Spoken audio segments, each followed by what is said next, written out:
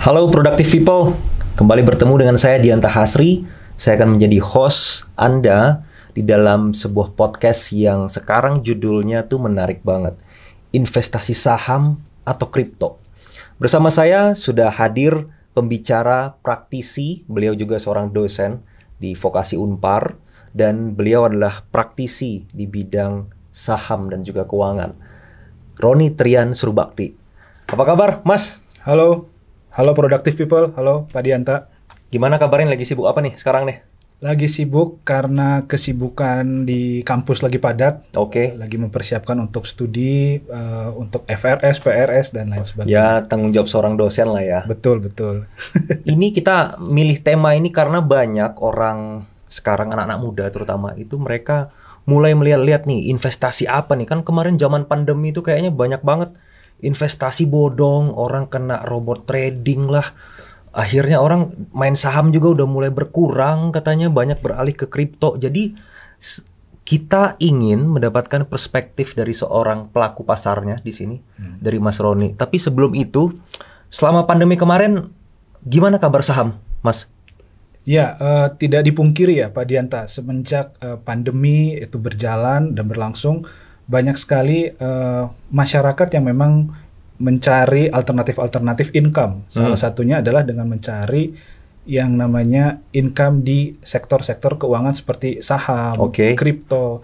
Tetapi sayangnya Pak Dianta, banyak sekali masyarakat secara umum itu tanpa pengetahuan yang mumpuni, tanpa pengetahuan dasar yang baik, itu langsung terjun aja di dunia-dunia seperti saham, kripto, dan pada akhirnya ketika mereka tidak punya kemampuan yang baik dan salah menentukan bentuk investasi, instrumen-instrumen yang tepat, yaitu kan kembali lagi ke masing-masing pribadi, bahwa ternyata kalau kita ngelihat setelah pandemi atau pada saat pandeminya sudah mulai membaik ya, ternyata banyak sekali orang-orang atau masyarakat yang ternyata salah memilih instrumen-instrumen dalam investasi seperti kripto, banyak juga investasi bodong.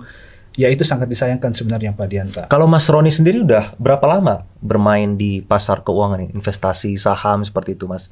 Well, kalau bisa dikatakan mungkin dalam waktu pandemi ini ya saya juga mungkin termasuk orang-orang seperti itu Pak Dianta. Jadi selama pandemi saya juga merasakan kayaknya hal menarik nih untuk memulai atau mencoba hal baru khususnya di bidang investasi di saham ataupun kripto. Jadi kalau bisa dibilang saya baru join sekitar 3-4 tahun ke belakang. Oke, berarti di awal banget pada saat mulai bermain di pasar keuangan seperti saham ataupun kripto ini, Mas berarti latar belakangnya itu bisa dibilang orang awam atau memang sebelumnya sudah mengambil sertifikasi kah? Oke. Nah, ini yang menjadi tantangan kita sebagai masyarakat, bahwa ketika kita mau memilih yang namanya suatu instrumen investasi, sebaiknya memang harus dibekali dengan pengetahuan dasar terlebih dahulu. Dan yang utama menurut saya Pak Dianta, mengetahui diri kita sendiri, karena kita masing-masing individu itu punya yang namanya profil resiko. Apakah memang dia seorang risk taker atau dia ternyata orang yang moderat, yang yang penting saya bisa mengambil keuntungan, mungkin mungkin yang sesuai dengan misalnya dengan yang disampaikan oleh pemerintah, katakanlah, atau memang mau yang menjadi tipe yang agresif yang bisa lebih dari 40%, 50%, yang memang sesuai dengan profil resikonya. Nah, tetapi kembali lagi Pak Dianta, kalau pengalaman saya ketika saya mulai terjun ke dalam yang namanya dunia investasi khususnya di saham, itu pengetahuan dasar itu memang saya dalami terlebih dahulu. Berarti belajar dulu tuh saham itu apa, begitu ya? Betul, karena saya belajar dulu. Kalau flashback gitu ya, saya belajar terlebih dahulu kira-kira ini basicnya tentang apa sih kalau berbicara tentang saham, berbicara tentang investasi, instrumennya apa saja. Dan setelah saya belajar itu, kemudian 1 tahun setelah itu terjadi yang namanya pandemi yang membuat semua perekonomian, semua dunia yang namanya di saham, di bursa, itu menjadi chaos, bisa dikatakan seperti itu. Tetapi ya karena saya sudah mengetahui pengetahuan dasar ya, basic mengenai tentang investasi, ya saya mulai awal-awalnya tuh takut Pak Dianta. Jadi wah ini bener nggak ya yang saya pilih, yang saya pelajari. Ternyata ketika pandemi itu berlangsung, itu semua bisa dikatakan harga-harga saham, harga ya di bursa itu menjadi suatu hal yang apa ya, rontok semuanya harga-harga saham itu. Kalau kita orang awam dan belum dibekali dengan kemampuan atau pengetahuan yang mumpuni, itu bisa stres. Oke. Nah, tetapi ya saya tadi balik lagi, saya udah mengetahui basicnya dan saya mengalami bahwa tiba-tiba saham A yang menurut saya itu sudah bagus dari fundamental, perusahaannya kinerjanya juga bagus, laporan keuangan juga bagus. Tetapi ketika diterpa dengan isu pandemi yang membuat semua menjadi hancur ya harga-harga sahamnya, saya tetap tenang karena saya yakin bahwa ketika pandemi selesai, perusahaan-perusahaan yang memiliki kinerja bagus, yang punya prospek kinerja di masa depan yang akan baik, saya akan tetap berinvestasi di perusahaan-perusahaan seperti itu. Sampai situ dulu ya analisa fundamentalnya. Jadi banyak yang menjadi satu pertanyaan penting adalah, apalagi generasi-generasi muda ya. Sekarang investasi kan bisa sejauh jempol mengetuk handphone ya. Sekarang udah banyak banget aplikasi yang sudah disetujui oleh Bapepti ataupun OJK. Kita bisa investasi bahkan dari cuma berapa puluh ribu rupiah. Sedangkan zaman dulu, zaman orang tua kita, investasi itu minimal harganya ya seharga emas lah, 1 gram gitu ya, ataupun anting. Beli saham juga harus datang ke broker gitu, minimal berapa lot. Kalau sekarang kita cuma bisa berapa rupiah pun kita bisa berinvestasi. Sehingga membuat banyak sekali generasi-generasi kita yang mungkin belum dapat pemahaman dalam tentang keuangan, yang penting wah gue nih beli ini dapat cuan nih, beli Dodge nih gara-gara Elon Musk ini saya dapat bisa beli sesuatu nih gitu. Jadi banyak sekarang orang itu lewat satu pertanyaan, yaitu mengapa saya harus berinvestasi di instrumen keuangan. Nah sampai situ dulu Mas, kenapa kita harus berinvestasi di instrumen keuangan semacam seperti saham, semacam seperti kripto gitu, sedangkan kan investasi itu banyak gitu. Menurut Mas itu mengapa sih, dan khususnya generasi-generasi zaman sekarang ya, kenapa mereka harus mulai berinvestasi di instrumen keuangan modern seperti itu? Baik. Ini pertanyaan yang memang banyak sekali ditemui oleh generasi-generasi awal ya, generasi awal yang mau memulai untuk investasi. Pertanyaannya kembali lagi nanti ke individunya. Apakah individu tersebut sudah paham tujuan dari investasi itu seperti apa? Apakah tujuannya jangka pendek, menengah, atau jangka panjang? Oke. Kalau memang hype-nya, karena kita ngelihat ya karena pandemi, lalu banyak orang yang istilahnya pamer cuan di media sosial. Murah banget lah. Murah banget, saya dapat ini dari investasi instrumen-instrumen tertentu, sehingga itu yang membuat orang-orang yang melihat di media sosial itu menjadi pengen ikutan, pengen menjadi follow the trend. Sebenarnya kalau itu yang diambil keputusannya untuk mengikuti yang namanya investasi, itu udah salah besar karena jadi kalau orang mengikuti karena sedang hype itu bisa jadi itu langkah dia salah. Betul Pak Dianta. Karena ya kita tidak tahu hype-nya sampai kapan dan apakah orang yang kita ikutin atau sesuatu yang kita ikutin itu menjadi berlangsungnya jangka panjang atau hanya sesaat seperti itu. Nah setelah Mas sendiri kenapa ingin berinvestasi waktu itu di awal-awal 4-5 tahun yang lalu? Ini personal ya. Kalau saya sendiri secara pribadi, saya melihat bahwa musuh utama dari yang namanya perekonomian itu kan adalah inflasi ya Pak Dianta ya. Artinya dengan pendapatan kita per tahun, mungkin di tahun depan, 2 tahun, 3 tahun, itu akan selalu tergerus dengan yang namanya inflasi. Jadi saya berpikir bahwa kenapa tidak ada, atau kenapa saya harus tetap berinvestasi, karena tadi kalau saya tidak berinvestasi dan saya hanya mengandalkan misalnya tabungan di bank, bunga dari bank, itu gain atau capital gain yang akan diperoleh itu hanya mungkin tidak maksimal seperti itu. Sehingga saya berpikir sudah punya keluarga, ada tanggungan, ada tanggung jawab, sehingga saya harus mencari instrumen-instrumen atau alternatif lain yang bisa meningkatkan capital gain saya di masa yang akan datang. Sehingga time frame saya buat lebih panjang. Sehingga kalau saya berpikir untuk time frame yang panjang, ya sudah, kenapa tidak menggunakan investasi-investasi yang sifatnya lebih moderat. Dulu saya seperti itu, Pak. Gitu. Moderat dan salah satunya instrumen di situ adalah saham. Nah, tetapi perlu diingat juga dari instrumen investasi itu kan sebenarnya ada reksadana, ada obligasi, ada saham, sehingga harus dipikirkan terlebih dahulu jangka panjangnya dan tujuannya seperti apa. Nah, kalau tujuannya memang jangka panjang, ya, dan kita memang sifatnya seperti apa ya, profil resikonya itu adalah mungkin resikonya bisa dikatakan moderat ya, mungkin bisa memilih instrumen yang sebenarnya agak sedikit instrumen yang agresif, tetapi dengan pilihan saham-saham atau perusahaan-perusahaan yang benar-benar moderat, katakanlah yang berada di blue chip yang sudah terjaga kinerjanya seperti itu. Baik, jadi pemilihan profil risiko dari emiten tersebut menjadi penting begitu ya. Betul. Itu kan pasar saham ya. Jadi pertama kali Mas masuk ke investasi keuangan ini saham. Iya, betul. Betul ya, saham ya. Lalu mulai ngelirik kripto itu sejak kapan, Mas?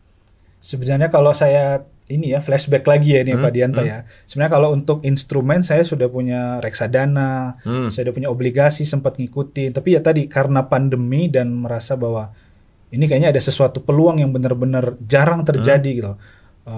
Bayangin dulu saya pernah, saya boleh sebutin ini nggak ya? Boleh sebutin emiten lah katakanlah. Boleh silahkan. Salah satu emiten di bursa efek tuh ya, dari harganya sekian ribu tiba-tiba menjadi diskon sampai 50-40%. Itu kan sesuatu hal yang sangat jarang.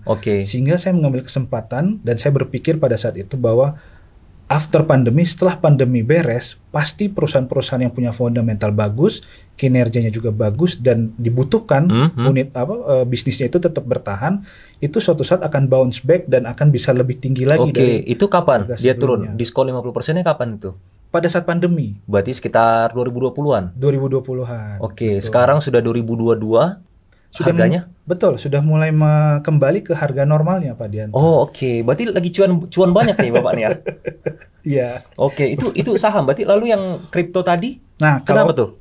Kalau kripto sebenarnya kalau saya melihat bahwa ini sesuatu hal yang baru sebenarnya Pak Dianta. Jadi istilahnya saya boleh menganalogikan ya. Boleh. Jadi kalau reksadana, obligasi itu seperti kita sedang belajar yang namanya naik sepeda. Naik sepeda itu kalau kita jatuh ya resikonya paling lecet-lecet. Artinya kalau kita salah menentukan di instrumen tersebut, reksadana atau obligasi, resikonya lebih minim. Tetapi kalau di saham dan yang namanya kripto, apalagi kripto ya Pak Dianta, menurut saya analoginya itu seperti naik mobil Ferrari, mobil sport yang kita tidak tahu bagaimana cara mengendarainya, dan ketika kita terjun ke sana, ya kita udah siap dengan segala konsekuensinya. Benar, ketika kita bisa membawanya itu bisa melaju dengan sangat cepat. Contohnya, misalnya kita berinvestasi di kripto dengan nominal tertentu yang kecil, tetapi ketika kita ya mungkin punya faktor-faktor keberuntungan juga ya, memilih yang saat itu sedang hype dan akan dibawa tinggi, ya kita akan bisa istilahnya zaman sekarang tuh cuannya luber-luber seperti itu. Tetapi bayangin kalau misalnya kita salah memilih kendaraan, emiten atau misalnya koin-koin yang ada di kripto tersebut, misalnya scam atau misalnya sudah dibawa tinggi ternyata dibalikin lagi ke harga awalnya, itu akan menjadi shock terapi yang benar-benar membuat orang akan sedikit kaget dan agak sedikit ini kayaknya bahkan ada yang sampai bunuh diri ya. Iya, worst case-nya sampai seperti itu Pak Dianta. Ya, seperti contohnya beberapa bulan lalu tahun 2021 atau 2022 gitu ya. Ada koin yang namanya Terra Luna, benar ya? Terra Luna, betul. Terra Luna yang harganya sempat sangat tinggi tiba-tiba sangat drop, dan itu banyak merugikan banyak pihak begitu ya. Di Indonesia juga demam-demam kripto tuh mulai 2020, saya ingat waktu itu BTC masih berapa ya? Tiba-tiba langsung melonjak naik menjadi 600 juta, semuanya ikut, koinnya naik, tapi nggak berapa lama langsung terkoreksi berapa puluh persen begitu. Betul. Kalau menurut Mas sendiri, apa yang membedakan antara kripto sama saham? Secara value utamanya apa yang membedakan sih sebenarnya ini? Ini sama-sama nih instrumen keuangan, dan sekarang dua-duanya juga sudah diakuin sama pemerintah Indonesia gitu, jadi tidak ilegal lagi gitu ya. Kita bermain kripto, cuman tidak bisa dijadikan alat tukar begitu. Apa yang membedakan sebenarnya yang paling intinya nih? Kalau berbicara mengenai inti dari instrumen-instrumen ini kan sebenarnya kalau pandangan saya ya Pak Dianta ya, kalau saham itu kita bisa ngelihat kinerja perusahaannya, ada produk yang dihasilkan, ada lembar saham. Kalau misalnya kita menjadi pemegang saham gitu, kita pegang berapa lot, berapa lembar. Itu yang menjadikan secara objektif saham itu bisa lebih dipertanggungjawabkan menurut saya. Oke. Tapi kalau kripto ini memang masih ada perdebatan baik di antara ahli-ahli ya, ahli ekonomi ataupun yang pakar atau praktisi di bidang kripto. Itu masih terjadi perdebatan apakah ini benar-benar menjadi new economy ke depan. Oke. Apakah ini bisa menjadi yang namanya sistem ekonomi yang baru menggantikan old economy yang saat ini sedang dijalankan seperti itu. Dan kalau kita ngelihat perkembangannya kan negara-negara maju itu masih istilahnya masih setengah-setengah lah antara mereka menerima cryptocurrency sebagai sesuatu yang memang legal, tapi di sisi lain juga mereka masih menganggap bahwa old economy itu masih tetap harus dipertahankan supaya mempertahankan yang namanya keberlangsungan dari industri ekonomi suatu negara. Jadi value utamanya sih kalau saya melihatnya bahwa saham ada sesuatu, ada hal yang memang bisa dimiliki ya, dipegang. Perusahaannya kita tahu berkinerjanya seperti apa. Di satu sisi kalau di kripto menurut saya resikonya lebih tinggi karena ya tadi belum ada pembuktian secara pembukuan resmi begitu. Yes, perdebatannya masih alot lah antara ini iya atau tidak. Jadi kalau saya sih ditanyakan saya masih berada di tengah-tengah seperti itu. Oke. Karena kita melihat sendiri bahwa koin ini dia naik turunnya itu kan hanya berdasarkan supply dan demand. Betul. Orang banyak minta, tiba-tiba naik. Makanya para whale itu orang-orang yang punya banyak duit. Begitu dia punya banyak kekuatan untuk mengkoreksi pasar, dia melakukan itu. Begitu pasar itu sudah naik, dia tinggal keluar, orang-orang bisa tenggelam semuanya di dalamnya kan ya. Betul. Tapi memang di satu sisi yang lain, kita banyak banget melihat orang-orang, anak-anak muda, bahkan saya ada baca berita di Amerika Serikat pada saat pandemi kemarin kan ada beberapa kelompok masyarakat itu mendapatkan bantuan COVID-19 dari pemerintah, dari presiden pada saat itu, dapat berapa $, dia menggunakan bukan untuk pekerjaan bisnis dia, bukan untuk makanan, tapi dia membeli koin waktu itu kalau nggak salah Shiba ya, kalau nggak salah ya. Shiba Inu. Atau satu lagi lawannya? Doge, Shiba. Terus ada ya sepertinya Shiba deh. Shiba atau Doge seperti itu. Pada saat dia tanam, besok paginya dia ngelihat itu uangnya itu sudah beribu-ribu kali lipat naik gitu. Jadi dia dalam waktu satu hari dia sudah menjadi seorang miliuner. Begitu, miliuner di teknologi yang baru ini gitu. Tapi memang di sisi lain banyak juga orang yang sampai sekarang uangnya belum balik. Belum cuan karena telat. Pada saat naik dia naik, pada saat turun dia lupa keluar. Gitu. Jadinya orang bingung. Nah, memang benar sekarang perdebatannya ini adalah apakah ini bisa menjadi kunci perekonomian modern ke depannya. Karena memang saya menemukan sendiri bahwa kripto ini mempunyai efisiensi ekonomi yang tinggi. Iya, betul. Misalkan saya pengen transfer gitu ya, beli barang ataupun produk di luar negeri, kita menggunakan PayPal, kartu kredit, itu kita bisa kena potong sekitar 2,5 sampai 5%. Gitu ya, bisa berapa ratus ribu transfer uang ke negara lain gitu. Tapi kalau pakai kripto itu bisa biaya transfernya hanya sekitar belasan ribu. Kayak saya misalkan transfer ke sama-sama nih e-wallet pakai Cardano gitu ya.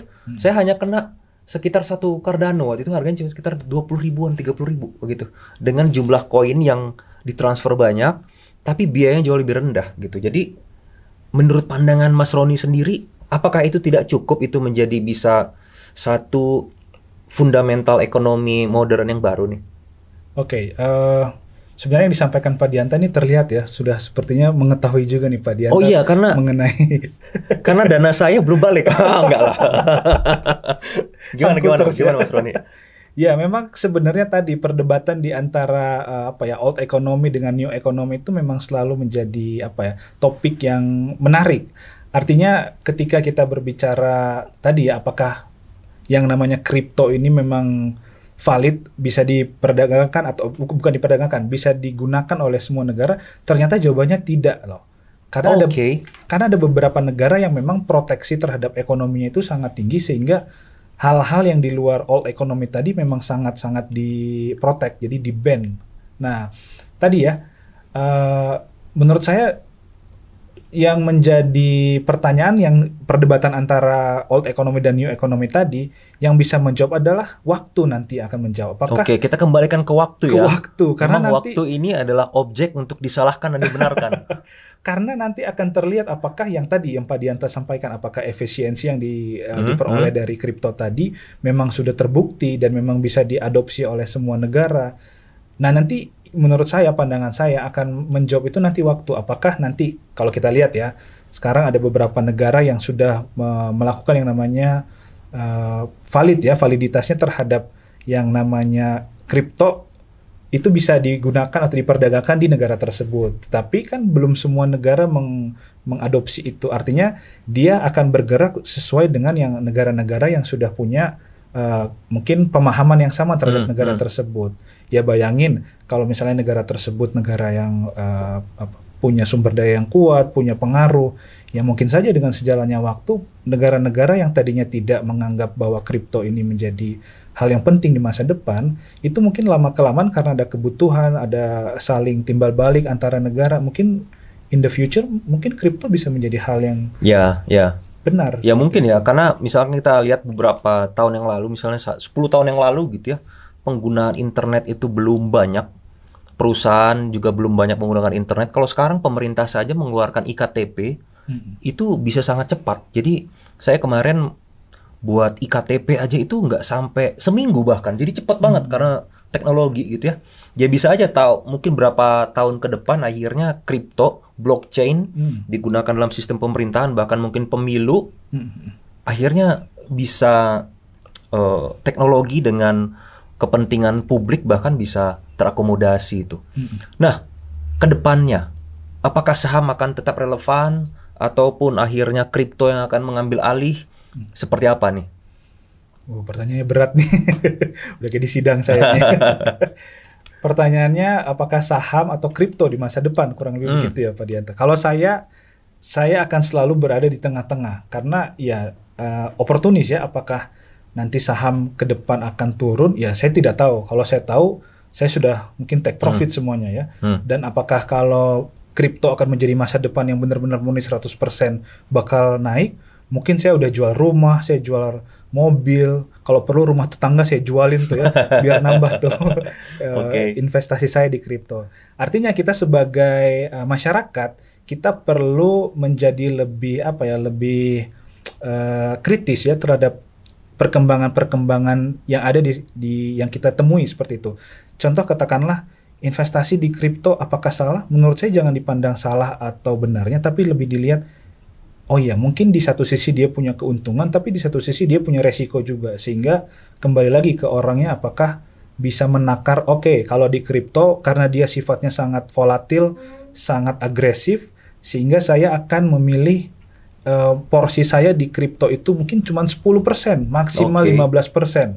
Dan saat ini saham yang misalnya dilihat pada saat ini saham tuh lagi bagus, misalnya perusahaannya akan ada kinerja bagus, masa depan punya proyek misalnya kendaraan listrik, punya proyek yang masa depan tuh kayaknya dia yang akan memimpin leadernya.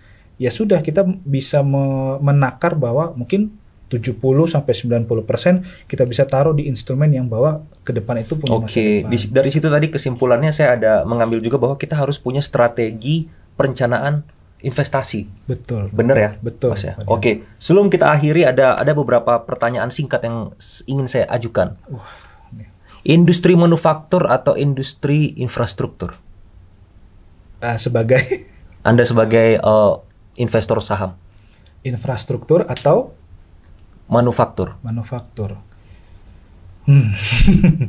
Ini kalau ngelihat Indonesia dengan rencana mungkin strategis 5-10 tahun ke depan dengan adanya ibu kota baru ya, ibu kota negara baru, kedua-duanya pasti punya saling berkontribusi terhadap kemajuan nanti.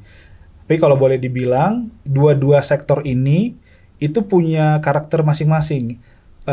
Infrastruktur itu punya karakter yang sebenarnya akan lebih stable, tetapi mungkin pergerakannya tidak terlalu agresif seperti itu. Mungkin dalam beberapa tahun itu mungkin ada capital gain yang bisa dikatakan lebih moderat lah. Tapi kalau manufaktur dengan kalau kita lihat katalisatornya ya pendukungnya untuk manufaktur itu bisa bergerak dengan cepat, ya kalau pandangan saya mungkin seperti kendaraan listrik, adanya kebutuhan dari industri misalnya dari industri hulu sampai hilirnya ya. Misalnya dari hulu kebutuhan akan untuk baterai listrik nih dari timahnya, dari pabrik-pabrik electronic vehicle-nya ya, kendaraan listriknya, sampai nanti kebutuhan dan pemerintah juga sudah membuat yang namanya aturan-aturan bahwa di masa yang akan datang kendaraan listrik itu akan lebih diutamakan dibandingkan mobil-mobil yang sifatnya menggunakan bahan bakar dari ini ya BBM seperti itu. Sehingga mungkin ini prediksi saja Pak ya, karena saya juga masih memprediksi manufaktur dan infrastruktur untuk 5-10 tahun ke depan menurut saya manufaktur punya kans yang lebih, karena kita udah lihat ya dari industri mobil, dari industri baterai itu udah mulai kelihatan, sedangkan infrastruktur ini boleh dibilang masih sedikit katakanlah itu masih jangkanya masih panjang, karena kita nggak tahu apakah setelah periode Pak Jokowi itu akan tetap dijalankan si proyek tersebut, dan kalau dijalankan seperti apa, bagaimana nanti pembangunannya, itu kan kita harus sebagai investor tuh harus lebih kritis, kira-kira ini ke depan seperti apa. Jadi kalau Mas sendiri milih? Saya akan dua-duanya. Berarti 50-50?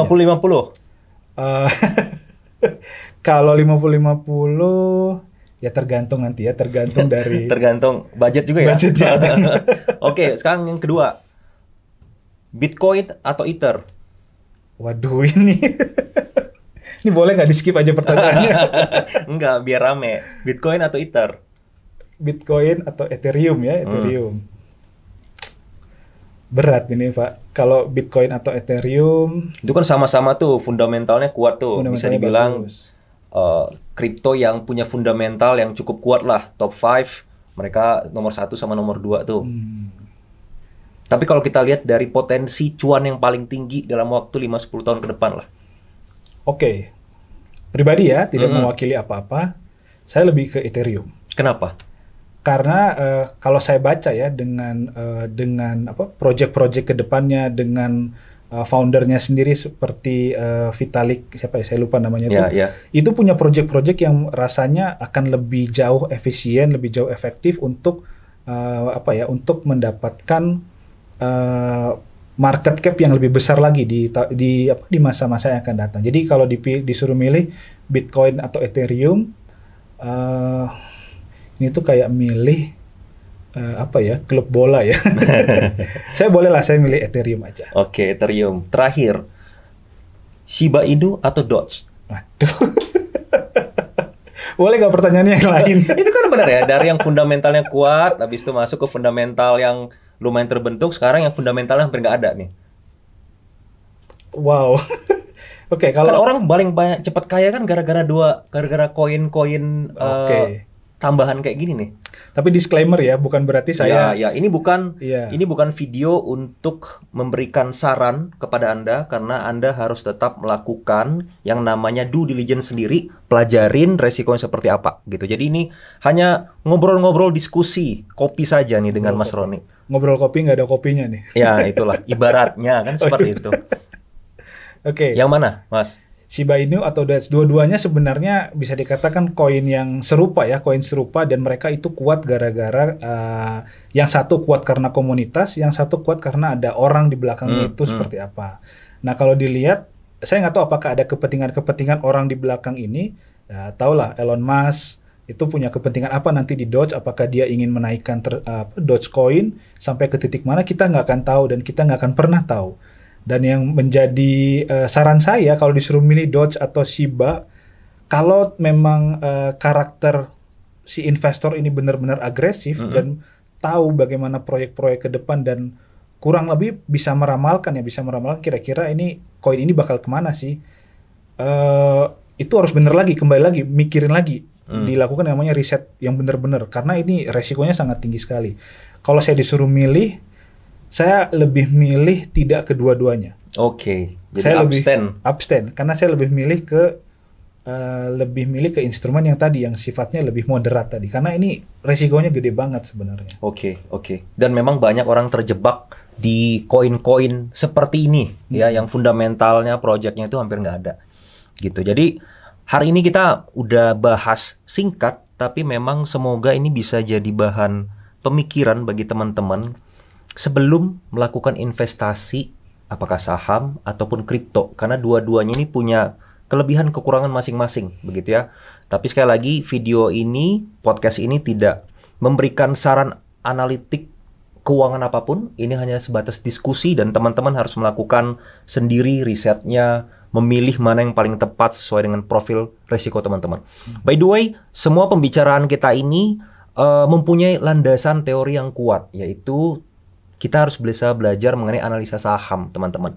Dan Mas Roni sudah mempunyai satu online course yang oke banget, padat, singkat, mengenai cara belajar saham bagi pemula. Dan teman-teman bisa ngelihat langsung, nonton langsung, daftar langsung di unparplus.com. Gitu ya. Di situ teman-teman akan mendapatkan pemahaman yang walaupun singkat tapi padat, cukup bagi kita teman-teman yang produktif, yang sibuk banget ini ya, untuk belajar saham dalam waktu yang singkat. Tapi analytical thinking-nya ini bisa kita gunakan juga dalam kripto. Benar ya Mas ya? Kurang lebih hampir sama. Oke. Terima kasih semua teman-teman Productive People. Terima kasih Mas Roni untuk waktunya. Terima kasih Pak Dianta. Terima kasih untuk waktu yang singkat, diskusi yang singkat. Walaupun kita tidak condong ke saham ataupun tidak condong ke kripto, semoga ini bisa memberikan pemahaman dasar yang memberikan pandangan baru bagi teman-teman. Sekali lagi, saya Dianta Hasri, saya host kali ini, mengucapkan terima kasih dan sampai bertemu di podcast selanjutnya. Salam.